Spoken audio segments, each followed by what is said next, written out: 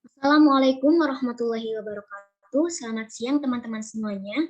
Pada pertemuan kali ini, kita akan belajar bersama-sama mengenai sejarah, kedudukan, dan fungsi bahasa Indonesia. Next.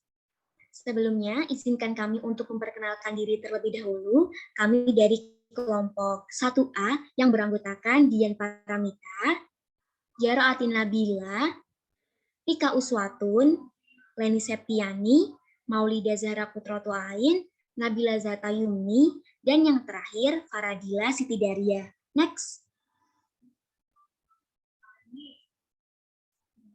Nah, apa saja sih yang akan kita pelajari pada pertemuan kali ini? Nah, yang akan kita pelajari yang pertama ada sejarah bahasa Indonesia yang meliputi sejarah bahasa itu sendiri, cikal bakal bahasa Indonesia, dan juga perkembangan ejaan bahasa Indonesia. Yang kedua ada kedudukan bahasa Indonesia. Yang ketiga, fungsi bahasa Indonesia. Dan yang keempat, bahasa Indonesia yang baik dan benar, serta pengertian dan fungsi bahasa baku. Next. Nah, untuk materi yang pertama, sejarah perkembangan bahasa Indonesia akan disampaikan oleh Dian Paramita. Silakan.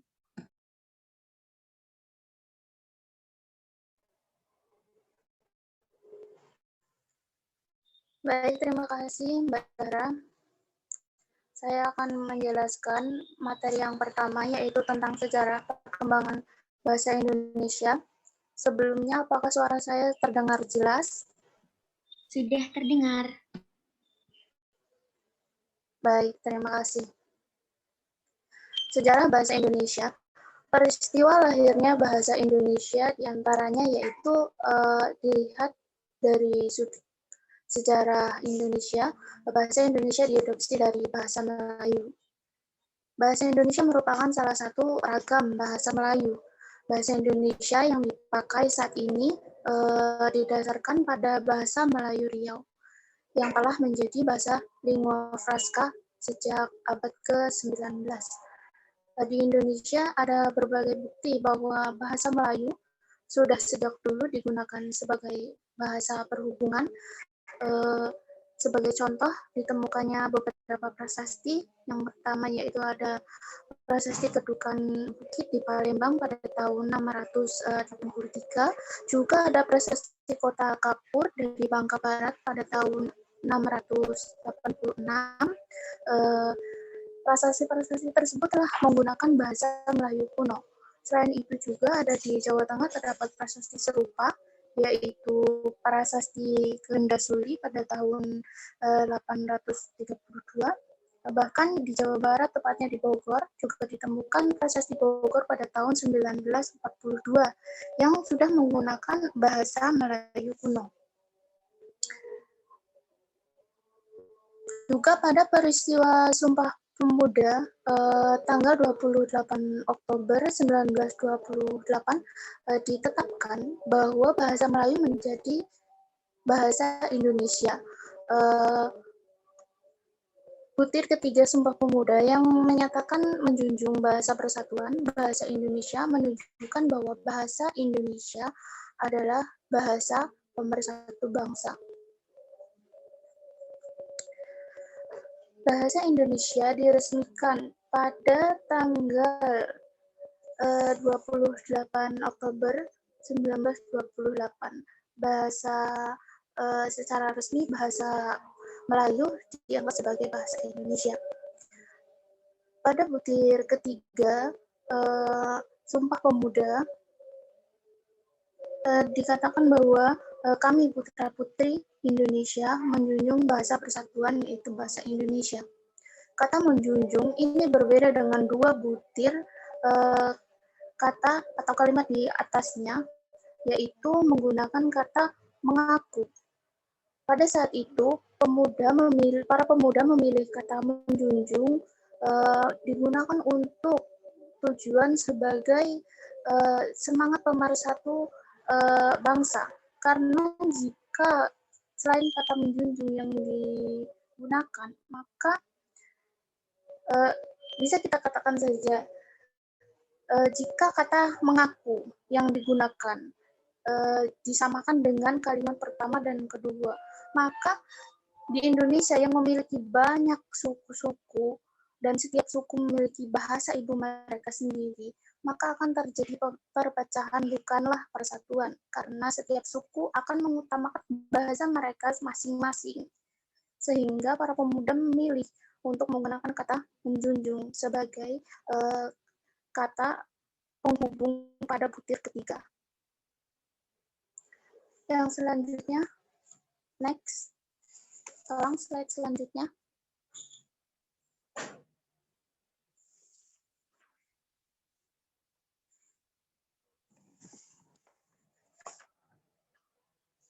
Oke.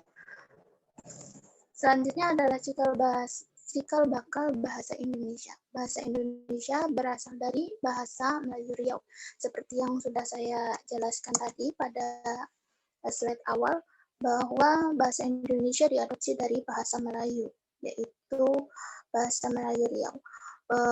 Yang kedua yaitu bahasa Melayu tidak begitu saja diangkat menjadi bahasa Indonesia. Terdapat berbagai alasan, di antaranya yaitu bahasa Melayu adalah lingua franca di Indonesia. Bahasa Melayu menjadi bahasa perdagangan dan perhubungan. Selain itu juga ada salah satu sumber yang menyebutkan bahwa pada saat itu bahasa Melayu sudah menyebar ke pelosok Nusantara bersamaan dengan menyebarnya agama Islam di wilayah Nusantara. Selanjutnya tidak terdapat tingkatan bahasa di dalam bahasa Melayu sehingga dianggap sederhana dan mudah dipelajari. Tidak seperti bahasa di Indonesia, bisa kita contohkan saja sebagai kita contohkan bahasa Jawa. Dalam bahasa Jawa ada Jawa Kromo dan Jawa Ngoko, atau bahasa Jawa halus dan bahasa Jawa kasar. Namun pada bahasa Melayu tidak demikian. Bahasa Melayu tidak memiliki tingkatan dan sangat sederhana. Selanjutnya, suku-suku besar dan suku-suku lain di Indonesia menerima dengan sukarela bahasa Melayu sebagai bahasa nasional. Juga bahasa Melayu berpotensi dipakai sebagai bahasa kebudayaan dalam arti yang luas. Keberadaan bahasa Indonesia merupakan kebanggaan tersendiri bagi bangsa Indonesia.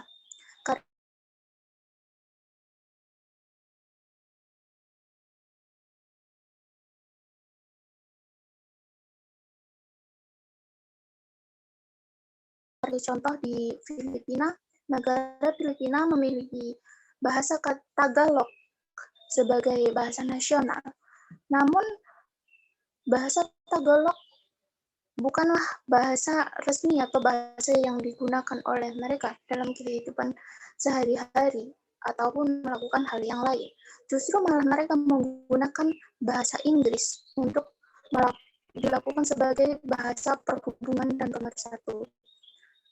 Selain itu ada negara kita sendiri, ada tetangga negara kita sendiri maksud saya, yaitu Malaysia. Malaysia menggunakan bahasa Melayu sebagai bahasa resmi, tetapi sebagian besar wilayah dari wilayah negara Malaysia tersebut menggunakan bahasa Inggris sebagai bahasa untuk melakukan kegiatan, baik kegiatan itu secara formal maupun non-formal. Jadi teman-teman, kita sebagai bangsa Indonesia patutlah berbangga karena kita memiliki bahasa Indonesia yang digali dari leluhur kita sendiri, dan kita tidak menggunakan bahasa kaum para penjajah. Demikian itu saja materi dari saya. Untuk materi selanjutnya, saya persilahkan Mbak Jarowati Nabila. Waktu dan forum saya persilahkan. Baik, terima kasih Mbak Dian. Untuk materi yang selanjutnya yaitu perkembangan ejaan bahasa Indonesia. Berbagai peristiwa muncul mengiringi bahasa Indonesia, baik dalam kedudukannya sebagai bahasa persatuan maupun sebagai bahasa negara. Peristiwa-peristiwa tersebut antara lain, yang pertama yaitu lahirnya ejaan resmi bahasa Melayu yang disusun oleh C.H.A. van Ophuijsen pada tahun 1901. Ejaan ini dimuat dalam Kitab Logat Melayu.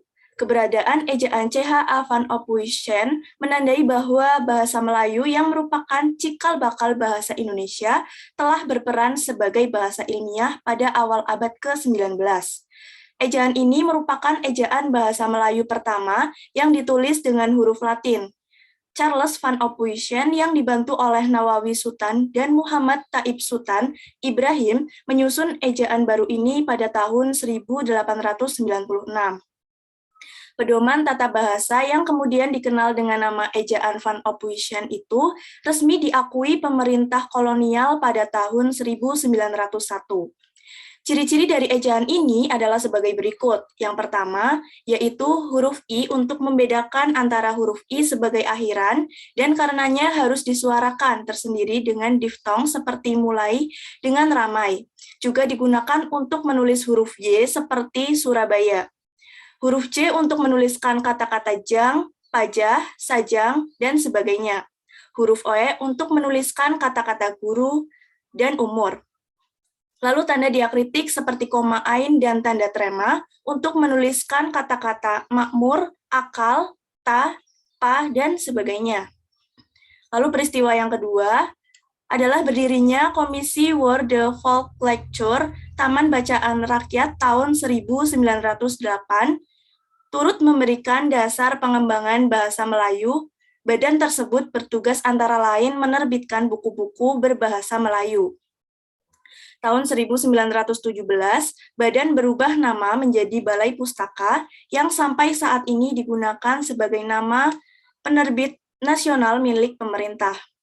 Buku-buku yang diterbitkan antara lain novel Siti Nurbaya karya Marah Rusli dan Salah Asuhan karya Abdul Muiz telah menjadi sarana mencerdaskan bangsa Indonesia. Selanjutnya, terselenggaranya Kongres Pemuda tahun 1928 yang antara lain menghasilkan Sumpah Pemuda yang di dalamnya tercantum pengakuan bahasa Indonesia sebagai bahasa persatuan. Yang keempat yaitu terbitnya majalah Pujangga Baru tahun 1933 yang banyak menghasilkan karya berbahasa Indonesia serta menanamkan semangat kebangsaan. Hal ini terlihat pada Ruman Layar Terkembang karya Sultan Takdir Ali Syahbana. Lalu yang kelima, ditandatanganinya Undang-Undang Dasar 1945 tanggal 18 Agustus tahun 1945 yang di dalamnya tercantum pengakuan bahasa Indonesia sebagai bahasa resmi negara merupakan peristiwa sejarah diangkatnya sebuah bahasa sebagai salah satu simbol kenegaraan. Untuk materi selanjutnya akan disampaikan oleh rekan saya. Kepada Vika dipersilahkan. Terima kasih atas kesempatannya. Mohon maaf saya tidak bisa on cam karena kalau on cam jaringan saya agak terganggu. Baik, saya lanjutkan. Selanjutnya adalah lahirnya ejaan Republik untuk menggantikan ejaan Van Option. Ejaan ini diresmikan pada tanggal 19 Maret tahun 1947 oleh Menteri Pendidikan dan Pengajaran Republik Indonesia Bapak Suwandi. Oleh karena itu, ejaan ini juga dikenal dengan nama ejaan Suwandi. Nah, ciri-ciri ejaan ini adalah sebagai berikut. Huruf OE diganti dengan U pada kata-kata seperti guru, itu, umur, dan sebagainya. Bunyi hamzah dan bunyi sentak yang ditulis tangan seperti petik 2 di atas diganti dengan huruf K seperti pada kata-kata tak, pak, dan rakyat. Selanjutnya, kata ulang boleh ditulis dengan angka 2 seperti pada kata kanak-kanak, berjalan-jalan, dan kebarat-baratan, serta lainnya. Selanjutnya adalah awalan di dan kata depan di, kedua-duanya ditulis serangkai dengan kata yang mendampinginya. Misalnya, seperti kata dibaca dan kata depan di rumah. Selanjutnya adalah lahirnya ejaan yang disempurnakan atau EYD yang diresmikan oleh Presiden Republik Indonesia pada tanggal 16 Agustus tahun 1972 dan dikuatkan pula dengan Keputusan Presiden nomor 57 tahun 1972. Selanjutnya, yang terakhir adalah diresmikannya Pedoman Umum Ejaan Bahasa Indonesia atau kita kenal PUEB yang disempurnakan dan Pedoman Umum Pembentukan Istilah pada tanggal 16 Agustus 1972 oleh Presiden Republik Indonesia. Peresmian itu berdasarkan putusan Presiden nomor 57 tahun 1972. Masalah ejaan yang semula disusun bersama antara Malaysia dan Indonesia sejak tahun 1959. Ejaan yang disusun bersama tersebut dikenal sebagai ejaan Melindo atau Melayu Indonesia. Karena perkembangan politik, hubungan Indonesia dan Malaysia memburuk sehingga selama bertahun-tahun berikutnya, peresmian ejaan Melindo diurungkan. Dengan EYD, ejaan dua bahasa serumpun yakni bahasa Indonesia dan bahasa Malaysia dibakukan, walaupun pembakuannya dilaksanakan sendiri-sendiri. Nah, perubahan dari ejaan Suwandi ke ejaan EYD adalah sebagai berikut. Yang pertama, huruf TJ yang semulanya ditulis begitu menjadi huruf dengan huruf C seperti pada kata cinta. Yang kedua, huruf DJ berubah menjadi huruf J seperti pada kata jika. Yang ketiga, huruf CH berubah menjadi huruf KH seperti pada kata khusus. Kemudian NJ berubah menjadi NY pada kata nyonya. Kemudian yang kelima, huruf SJ berubah menjadi SY seperti pada kata syarat. Dan yang terakhir adalah J berubah menjadi Y pada kata saya. Untuk materi kedudukan dan fungsi bahasa Indonesia akan disampaikan oleh rekan saya, Leni Septiani. Saya persilahkan. Baik, terima kasih Vika Uswatun. Selanjutnya saya akan menjelaskan materi mengenai kedudukan dan fungsi bahasa Indonesia. Nah, seperti yang kita ketahui, bahasa Indonesia merupakan bahasa yang paling penting di kawasan Republik Indonesia. Pentingnya peranan bahasa tersebut bersumber pada Ikrar Ketiga Sumpah Pemuda pada tahun 1928. Nah, Ikrar Ketiga Sumpah Pemuda tersebut berbunyi, kami putra dan putri Indonesia menjunjung bahasa persatuan, bahasa Indonesia. Selain dari Sumpah Pemuda, juga terdapat pada Undang-Undang Dasar tahun 1945, yang di dalamnya terdapat pasal khusus yang menyatakan bahwa bahasa negara ialah bahasa Indonesia. Selain kedua hal tersebut, bahasa Indonesia sangat penting di kawasan negara Indonesia. Hal tersebut dikarenakan jumlah penutur di Indonesia tersebut. Tidak hanya yang menggunakan bahasa Indonesia sebagai bahasa ibu, tetapi juga sebagai bahasa kedua atau yang dipakai oleh para dwibahasawan. Baik, bisa di next. Selanjutnya yaitu fungsi bahasa Indonesia. Seperti yang kita ketahui, terdapat dua kedudukan bahasa Indonesia. Yang pertama yaitu bahasa Indonesia sebagai bahasa nasional. Dan yang kedua, kedudukan bahasa Indonesia sebagai bahasa negara. Untuk bahasa Indonesia yang sebagai bahasa nasional memiliki fungsi sebagai berikut. Yang pertama yaitu lambang kebanggaan kebangsaan. Yang kedua sebagai lambang identitas nasional. Kemudian yang ketiga sebagai alat perhubungan antar warga, antar daerah, dan juga antar budaya. Yang terakhir yaitu sebagai alat pemersatu suku budaya dan juga bahasanya. Kemudian untuk kedudukan bahasa Indonesia sebagai bahasa negara memiliki fungsi diantaranya sebagai berikut. Yang pertama, bahasa resmi kenegaraan. Yang kedua, sebagai bahasa pengantar di dalam dunia pendidikan. Yang ketiga, sebagai alat perhubungan pada tingkat nasional. Dan yang terakhir, sebagai alat pengembangan kebudayaan, ilmu pengetahuan, dan juga teknologi. Untuk materi selanjutnya akan disampaikan oleh Nabila Zata. Silakan Nabila. Baik, terima kasih. Selanjutnya ada bahasa Indonesia yang baik dan benar. Pertama, pengertian bahasa yang baik. Bahasa yang baik adalah bahasa yang pemanfaatan ragam yang tepat dan serasi menurut golongan penutur dan jenis pemakaian bahasa. Sedangkan bahasa yang benar adalah penggunaan bahasa yang mengikuti kaidah yang dibakukan atau yang dianggap baku. Kaidah tersebut terdapat pada Pedoman Ejaan Umum Bahasa Indonesia atau disebut dengan PUEB. Penggunaan bahasa yang benar dinilai efektif, yaitu penggunaan katanya yang tepat, hemat, logis, dan maknanya jelas. Bahasa Indonesia yang baik dan benar mengacu ke ragam bahasa yang sekaligus memenuhi persyaratan kebaikan dan kebenaran. Selanjutnya ada dua contoh penggunaan bahasa Indonesia yang baik dan benar. Contoh pertama bahasa yang baik, berapa nih Bu bayamnya? Sedangkan bahasa yang benarnya, berapakah Ibu mau menjual bayam ini? Contoh yang kedua bahasa yang baik, ke pasar Tanah Abang, Bang berapa? Sedangkan bahasa yang benar, apakah Abang bersedia mengantar saya ke pasar Tanah Abang? Dan berapa ongkosnya? Materi selanjutnya akan disampaikan oleh Faradila. Baik, terima kasih Mbak Nabila. Yang berikutnya yaitu materi bahasa baku. Pengertian dari ragam bahasa baku adalah bahasa yang pada umumnya mengikuti kaidah bahasa. Bahasa baku tidak banyak menggunakan kata-kata dari bahasa daerah. Kalaupun menggunakan, kata tersebut sudah diserap dengan bahasa Indonesia. Bahasa resmi adalah bahasa yang digunakan lawan bicara secara resmi. Yang berikutnya, bahasa baku memiliki 4 fungsi, di antaranya yaitu bersifat lambang atau simbolik, sedangkan yang lainnya bersifat objektif, yaitu fungsi pemersatu, fungsi pemberi kekhasan, fungsi pembawa kewibawaan, dan fungsi sebagai kerangka acuan. Yang pertama yaitu fungsi pemberi kekhasan, yang diemban oleh bahasa baku memperbedakan bahasa itu dari bahasa lain, karena fungsi tersebut memperkuat perasaan kepribadian nasional masyarakat bahasa yang bersangkutan. Yang kedua yaitu pemilihan bahasa baku membawa serta wibawa. Bersangkutan dengan usaha orang mencapai kesederajatan dengan peradaban lain yang dikagumi lewat pemerolehan bahasa baku sendiri.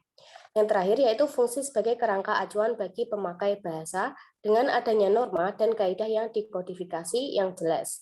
Norma dan kaidah menjadi tolak ukur bagi pemakai bahasa seseorang atau golongan. Dengan demikian, penyimpanan dari norma dan kaidah dapat dinilai. Bahasa baku memperhubungkan semua penutur berbagai dialek. Dengan demikian, bahasa baku mempersatukan mereka menjadi satu masyarakat bahasa dan meningkatkan proses identifikasi penuturan orang-orang dengan seluruh masyarakat tersebut. Yang berikutnya, next. Berikut ini adalah contoh kata baku dan tidak baku. Kata tidak baku dari aktif adalah aktif menggunakan huruf V. Kemudian kata tidak baku dari aktivitas yaitu menggunakan huruf F. Kata tidak baku dari legalisasi adalah legalisir. Kata tidak baku dari karena adalah karena. Demikian materi dari saya kembalikan kepada moderator. Terima kasih untuk teman-teman yang sudah menyampaikan materinya. Sebelum kita akhiri, saya akan menyimpulkan pembelajaran pada hari ini agar memperkuat materi yang telah kita dapat tadi ya. Nah, bahasa Indonesia diadopsi dari bahasa Melayu, khususnya dari Melayu Riau. Nah, peristiwa Sumpah Pemuda juga menetapkan bahasa Indonesia sebagai bahasa nasional. Ini ditetapkan pada tanggal 28 Oktober 1928. Kemudian, bahasa Indonesia juga memiliki kedudukan yang sangat penting. Hal tersebut sesuai dengan Ikrar Sumpah Pemuda yang ketiga, yang bunyinya, kami putra dan putri Indonesia menjunjung bahasa persatuan bahasa Indonesia. Bahasa Indonesia memiliki dua fungsi, yaitu yang pertama sebagai bahasa nasional, yang kedua sebagai bahasa negara. Untuk bahasa nasional, biasa kita gunakan dalam keseharian untuk bercakap-cakap dengan teman atau orang yang kita jumpai. Kemudian sebagai bahasa negara, biasa kita gunakan untuk acara-acara kenegaraan, acara resmi ataupun seperti dalam pendidikan, dalam pidato kenegaraan, dan dalam hubungan diplomatik. Kemudian ada bahasa yang baik dan bahasa yang benar. Untuk bahasa yang baik adalah bahasa yang pemanfaatan ragamnya itu tepat dan serasi. Artinya, orang yang kita ajak berbicara itu mengerti dan tidak merasa dirugikan terhadap apa yang kita bicarakan. Kemudian bahasa yang benar. Bahasa yang benar adalah penggunaan bahasa yang mengikuti kaidah yang dibakukan. Kemudian ragam bahasa baku. Ragam bahasa baku ini juga sama, umumnya mengikuti kaidah bahasa. Nah, itu dia teman-teman materi yang dapat kita sampaikan. Semoga bermanfaat dan dapat dipahami oleh teman-teman semua. Terima kasih. Apabila terdapat kesalahan, kami mohon maaf. Wassalamualaikum warahmatullahi wabarakatuh.